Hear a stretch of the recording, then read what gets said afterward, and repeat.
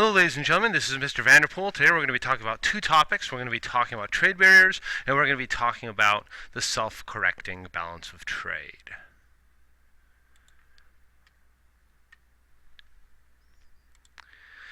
We're going to start off by looking at the self-correcting balance of trade that will occur in a totally free market.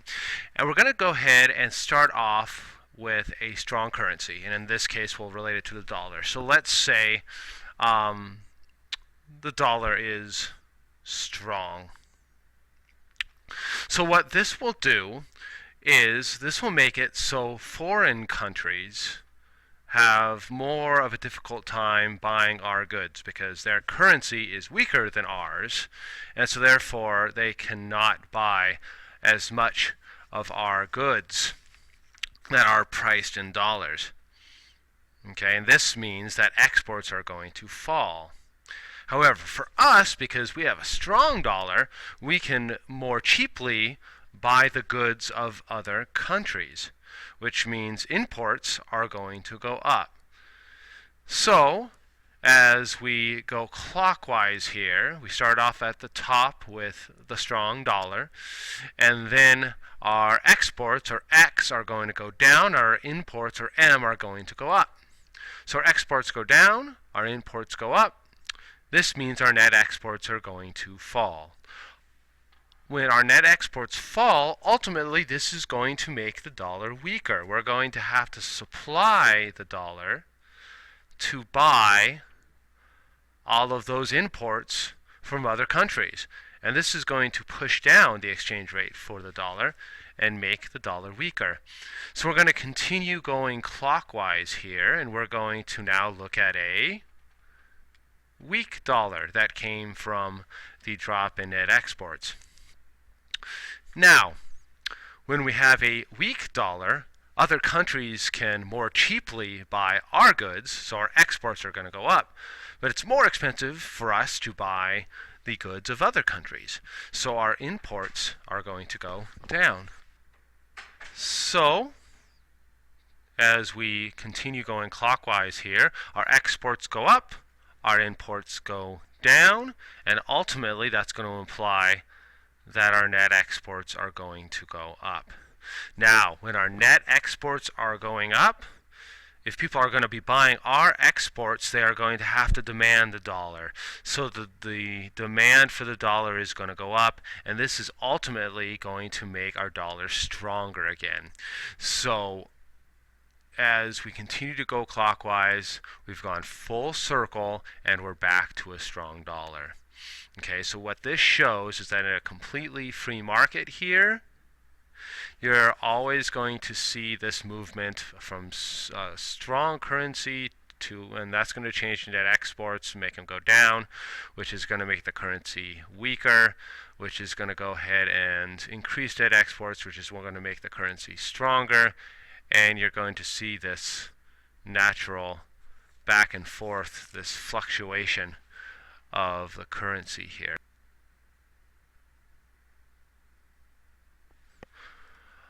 All right. So now let's look at trade barriers. So there's three types of trade barriers. There's tariffs, which is a tax on imports. There's quotas, which is the government sets maximum for the amount of imports. And then embargoes totally shut off trade with another country. They cut off imports and exports. And most economists that have studied this have seen that there are costs and benefits to these trade barriers, but in general they are considered by economists to inefficiently distort markets. And let's take a look at what they will do. Number one, they are used to protect domestic producers. So let's go ahead and relate that to the U.S. car market. A domestic producer of cars might be Ford. Ford really likes it. They would really like tariffs or quotas or embargoes because ultimately it's going to protect Ford from foreign competition. And how does it do this? It will increase the price on imports. So foreign cars, like Japanese cars, for example, if there's tariffs levied on them, that is going to increase the price of those Japanese cars. And thus, the domestic producers will not have as much competition. And sometimes these domestic producers can even raise their prices to match these higher prices for imports. Okay, so this increase of price on imports is going to increase domestic sales for domestic companies like Ford. They give domestic buyers less buying options. Domestic buyers can't or won't buy imports because those imports are now more expensive versus domestic sales. People would rather buy Fords than Toyotas or Hondas because the domestic producer, Ford, their cars are less expensive because they don't have tariffs levied on them.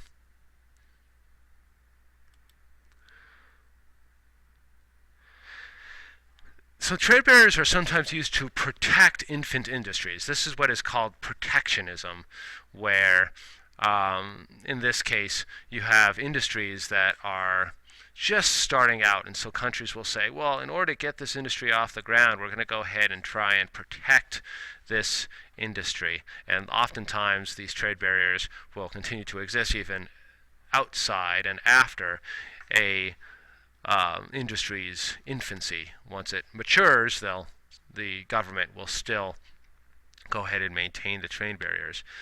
And sometimes you have these trade barriers are used to protect essential industries.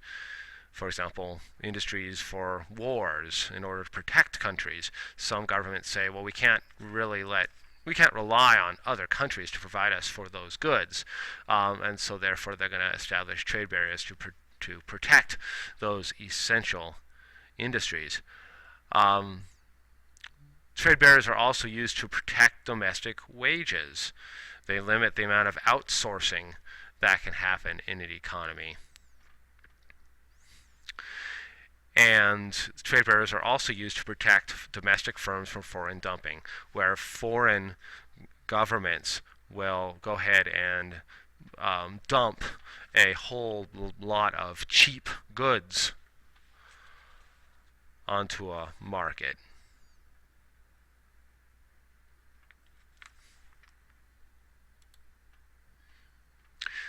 So these trade barriers can reduce unemployment in protected domestic sectors. Like, for example, if there's tariffs on Japanese cars, Ford and the car industry in the United States might have lower unemployment because the car industry is being protected from that foreign competition. But it will also cause real incomes in other producing countries to fall because those other countries won't be able to sell as much to us due to the tariffs, the quotas, and the embargoes. But one of the biggest reasons that trade barriers can inefficiently distort markets is once one country institutes trade barriers on another country, the other country almost always institutes trade barriers back. Countries will retaliate against each other's trade barriers, and that can really encumber international trade.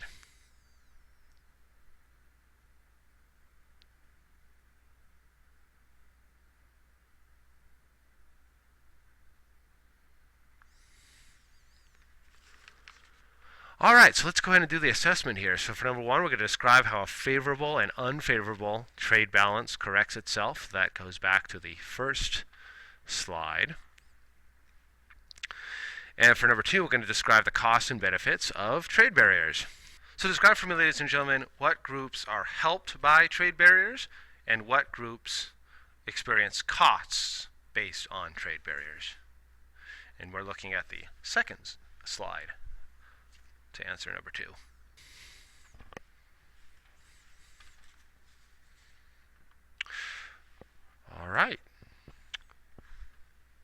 So I will go ahead and move on here. If you need to pause, pause. And we're going to go ahead and do the summary in a paragraph. Describe what you've learned today. I will see you all tomorrow. Bye-bye.